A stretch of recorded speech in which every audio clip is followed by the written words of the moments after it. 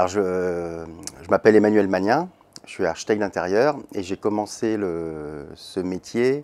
En premier lieu, j'étais artisan décorateur dans le bâtiment, parce que mes parents avaient acheté une vieille maison, une vieille ruine dans le nord de Montpellier.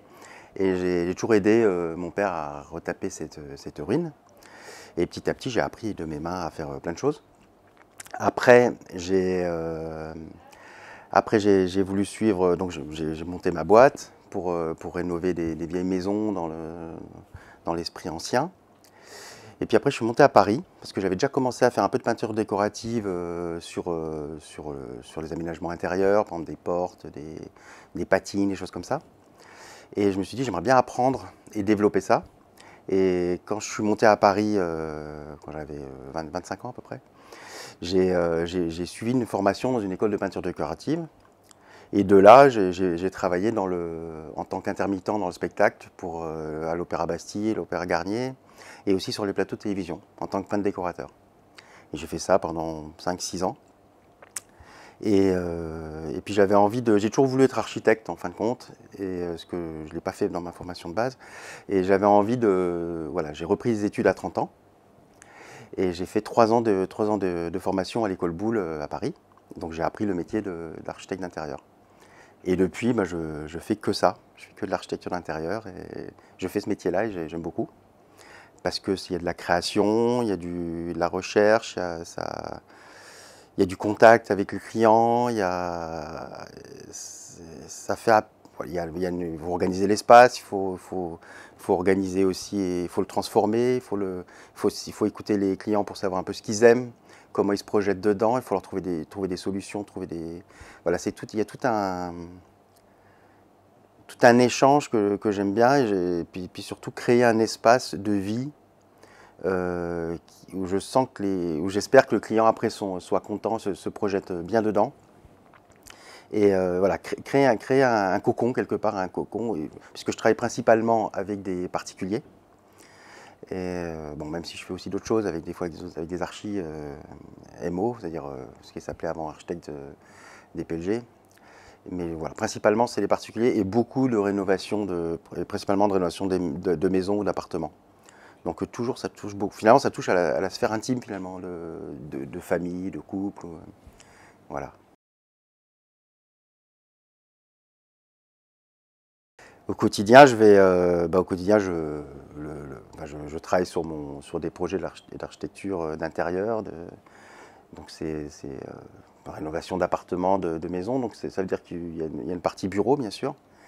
Donc il y a la phase, quand c'est un nouveau projet, je vais voir les clients, je leur demande, j'essaie de comprendre un peu ce qu'ils ont besoin, enfin établir un programme, savoir un peu ce qu'ils ont besoin. Et les écouter dans leurs besoins, et aussi leur poser des questions sur ce qu'ils aiment. C'est-à-dire pas que le côté pratique de ce qu'ils ont besoin, c'est-à-dire s'ils veulent une pièce de plus ou trouver de l'espace pour organiser, transformer l'espace, mais aussi leur poser des questions sur ce qu'ils aiment, c'est leur centre d'intérêt, pour essayer après, en posant ces questions-là aussi, de les comprendre comment ils fonctionnent, et puis après de mettre ça aussi voilà, que le projet soit encore plus nourri, c'est ce que j'essaye en tout cas, soit encore plus nourri avec leur personnalité à eux. Parce que moi je pars du principe qu'un projet réussi, c'est un projet où le client peut se l'approprier. Alors donc il y a la phase de rencontre avec le client. Après, après je fais des propositions. Et quand je fais des propositions, il y a des petits croquis qui sont faits un peu à la main comme ça, souvent. Et sinon maintenant oui, beaucoup avec le 3D, avec des logiciels comme SketchUp qui aident à faire ça. Et ouais, donc ça parle bien parce que les plans, généralement les clients, ils savent pas trop lire un plan. C'est plutôt certains artisans qui savent les plans. Donc c'est important de une représentation volumétrique un peu effectivement de ce que je peux leur proposer.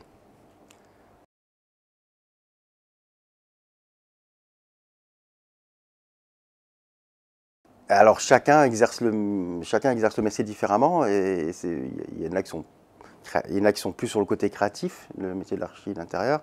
Il y en a qui sont plus sur la partie technique. Dans les grosses agences, il y en a qui font la créa, il y en a qui qui vont sur le terrain, qui font les relevés, les maîtrisés, les choses comme ça, ou qui sont quasiment que en contact avec les artisans pour les parties suivies de chantier. et qui font pas de créa. Et on peut très bien faire que certaines parties. Si on est tout seul, on est obligé de faire un peu tout.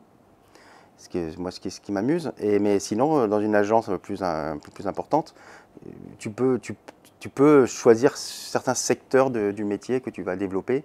Il y en a qui n'aiment pas la créa, par exemple, qui aiment bien le suivi de chantier, le relationnel avec les clients ou avec les artisans. Ça dépend. Il y a plusieurs métiers, il y a plusieurs possibilités de l'exploiter. Ouais.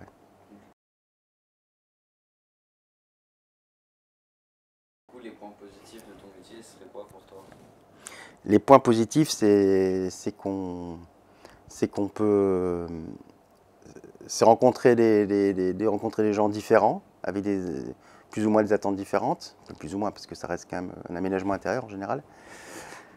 Et non mais voilà, culturellement différents, c'est ça qui est intéressant, de pouvoir s'amuser à créer, parce que de s'amuser, de pouvoir des fois se bousculer aussi, parce qu'il y a des moments c'est pas facile quand on crée. Alors, il y a des moments où il y a tout qui sort, comme ça, voilà, l'inspiration elle vient, puis elle est même très très riche, et puis par moments c'est pas évident, donc il faut. Ça nous pose des questions, des doutes, et c'est quand même stimulant tout ça. Chaque fois c'est un jeu de réflexion sur les proportions, sur plein de choses, et moi ça j'aime beaucoup. Et en plus, il y a le relationnel avec les artisans, c'est que j'aime bien. Quand ça se passe très bien, c'est très agréable. Et voilà, avec des gens qui ont des compétences métiers de terrain, c'est-à-dire ça c'est très intéressant. Et puis la satisfaction du client aussi à la fin. Voilà, quand le client est content et que quand je suis content et le client est content, c'est parfait. C'est très chouette.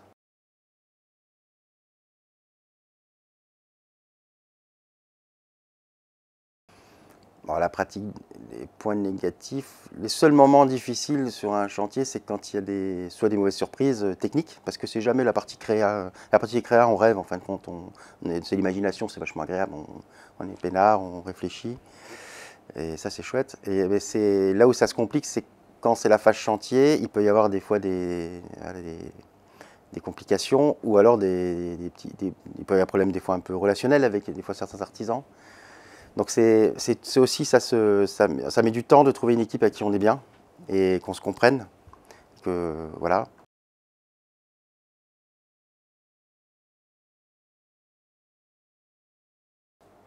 Alors, juste pour moi, j'aimerais juste maîtriser mieux un logiciel de rendu photoréaliste.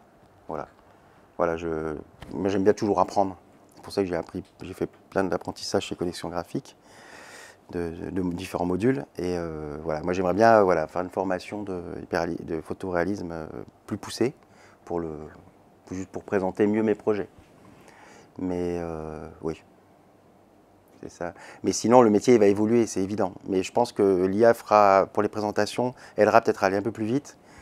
Je ne sais pas si ça jouera sur la création, peut-être. Je sais pas. Après, il faut que ça reste créatif le métier, sinon un algorithme peut faire plein de choses, bien sûr, mais ouais, ça je sais pas. Quelle sera la suite?